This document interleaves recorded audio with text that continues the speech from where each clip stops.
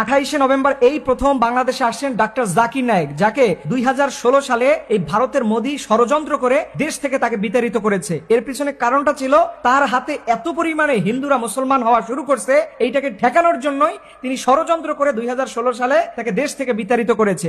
এর পরবর্তীতে তিনি আর ওই ভারতের মধ্যে পা রাখতে পারে নাই দীর্ঘ 9 বছর যাবত। ইভেন এই ডাক্তার জাকির নায়েককে আমাদের দেশের আনারও অনেক আগে থেকে প্ল্যান ছিল, কিন্তু কোনোভাবেই এই মোদীর প্রত্যক্ষ এবং পরোক্ষভাবে এবং বাংলাদেশে এক শ্রেণীর মুনাফিকদের কারণে বাংলাদেশে ডাক্তার জাকির নায়েককে আনা সম্ভব হয়নি। কিন্তু আল্লাহর মেহেরবানিতে বর্তমান সরকারের সহযোগিতা এবং ধর্ম মন্ত্রণালয়ের অধীনে ডাক্তার জাকির নায়েককে বাংলাদেশে আসার পারমিশন দেওয়া হয়েছে। এই আয়োজক কমিটিকে আমি প্রথমে একটা অ্যাডভাইস করতে চাই, বাংলাদেশের ওই শ্রেণীর মানুষ আছেন একদল যারা বলে আল্লাহ সত্য নয়, মোহাম্মদ সাল্লাল্লাহু আলাইহি ওয়াসাল্লাম সত্য নবী নয়, ইসলাম ধর্ম ভুয়া, এই টাইপের যারা খারাপ কথাগুলো বলে থাকে, ওই শ্রেণীর মানুষদেরকে যেন একটা ফ্লোর করে দেওয়া হয়, যে বলা হবে তোমাদের যত প্রশ্ন আছে সবগুলো ডাক্তার জাকির নায়েককে করো, এরপরে এখান থেকে ক্লিয়ার হয়ে তারপরে তুমি যত পারো সমালোচনা করো।